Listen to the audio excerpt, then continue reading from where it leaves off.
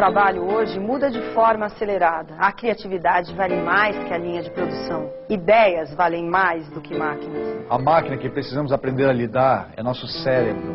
As peças que precisam funcionar são os neurônios.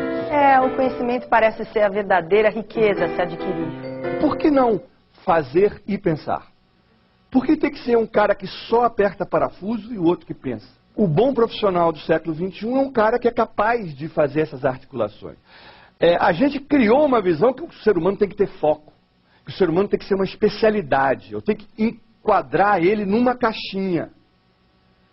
Porque era assim que a produção estava organizada, né? Eu tinha que dizer, não, você é um torneiro mecânico, você é um arquiteto, você é isso, você é aquilo, mas as pessoas, o que eu encontro cada vez mais nos meus alunos, na vida, são pessoas que ficam, inclusive, vão fazer análise para tentar entender, porque eu não consigo me definir, gente. Eu sou um cara que gosta de arte, eu gosto de engenharia, mas por que ele precisa se definir? Por que ele não pode ser um engenheiro com sensibilidade para entender o ser humano? Por que ele não pode ser um artista que tem noção de engenharia? Por quê? Por que a gente tem que ser específico? Então, acho que essa é a primeira coisa para a gente abandonar. A determinada visão de mundo menos cartesiana e mais sistêmica. Segunda coisa, que valores vão presidir o mundo do trabalho? A gente está acostumado a considerar como se fosse uma verdade científica que a competição e a busca desenfreada do lucro movem a humanidade. Se a gente acabar com isso, o ser humano para, não se desenvolve mais. Tem um sujeito chamado Ariedegeus, que é um empresário, que trabalhou durante 30 anos na Shell. Ele fez uma pesquisa muito interessante. Em 1995, ele pegou uma revista chamada Fortune, uma revista aí, de negócios, né? Que todo ano apresenta uma lista das 500 maiores empresas do mundo. E ele, de repente, veio uma ideia na cabeça dele, foi o seguinte: gente, se eu pegar uma revista de 10 anos antes, de 1985, onde será que estão essas empresas hoje, em 1995? E foi o que ele fez. Ele pegou uma revista, a lista das 500 maiores empresas de 1985, e foi checar o que tinha acontecido com essas 500 maiores empresas em 10 anos depois, onde ele estava vivendo, em 1995. E, para surpresa dele, ele constatou que metade dessas 500 empresas, as maiores do mundo, não eram pequenas e médias, tinham desaparecido 10 anos depois.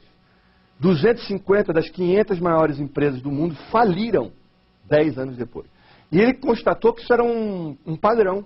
Mas tinha também, além dessa surpresa, que é o tempo de vida da empresa muito curto, ele constatou que tinha um grupo reduzidíssimo de 20 empresas, menos de 5% dessa amostra, das 500 maiores, 20 empresas que eram centenárias, eram empresas que não só tinham sobrevivido esses 10 anos, como já existiam há mais de 100 anos. Ele falou assim, bom, eu vou tentar identificar padrões. Será que essas 20 empresas que são centenárias têm padrões no seu modelo de gestão, na sua maneira de encarar o mundo, os valores? E ele constatou que sim, que existiam 4 características que estavam presentes em todas essas 20 empresas. Ele definiu essas 20 empresas como Learning Organizations, ou seja, organizações que aprendem. E quais são essas 4 características que tornam uma empresa uma organização que aprende? A primeira dela é a visão sistêmica. A gente acabou de falar aqui. São empresas que conseguem olhar o todo, não estão olhando especificamente para o setor dela. Várias empresas dessas 20 mudaram, ao longo dos 100 anos de existência, mudaram de setor econômico, porque perceberam que aquele setor ia acabar. Quem fabricava máquina de datilografia faliu. Segunda característica, as empresas que aprendem têm um propósito. Elas não são focadas no lucro. Se vocês perguntarem para qualquer empresário que vocês conhecem qual é o objetivo da sua empresa, grandes empresários, pequenos empresários, ele vai dizer o que para a gente? Lucro. Meu objetivo é ganhar dinheiro. É remunerar o acionista. Ele pode sofisticar o discurso dele, mas é basicamente eu quero ganhar dinheiro. Pois bem, eu tenho uma péssima notícia para os empresários, que é o seguinte: as 20 empresas que sobreviveram, né, nesse estudo aí do Ariedegeus, não têm no lucro a sua obsessão. Elas têm um propósito que vai além do lucro. Peter Drucker tem uma frase que eu acho maravilhosa. O lucro é o oxigênio das empresas, Mas viver é muito mais do que respirar.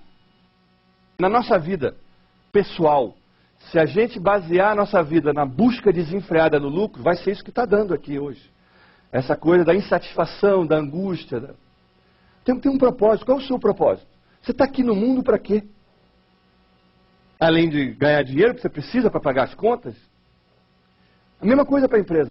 Terceira característica das empresas que aprendem é ser tolerante à diversidade.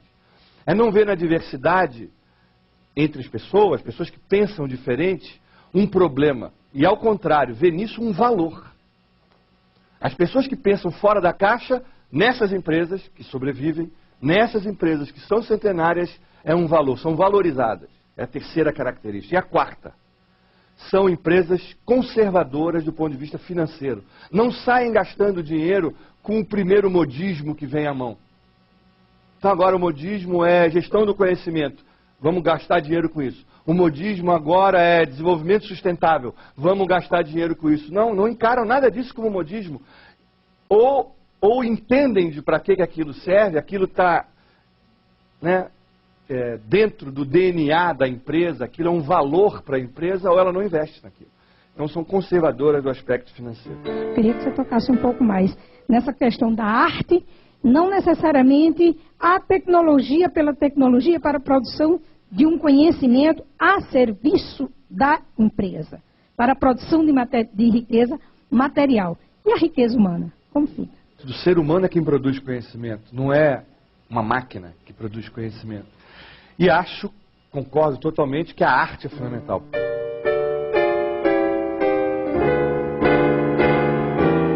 O título do quadro é Operários, né? E se vocês repararem, tem as pessoas na frente e as fábricas atrás. Para mim é um símbolo da passagem de um mundo onde as chaminés eram a preocupação principal e hoje as pessoas estão no primeiro plano, deveriam estar no primeiro plano.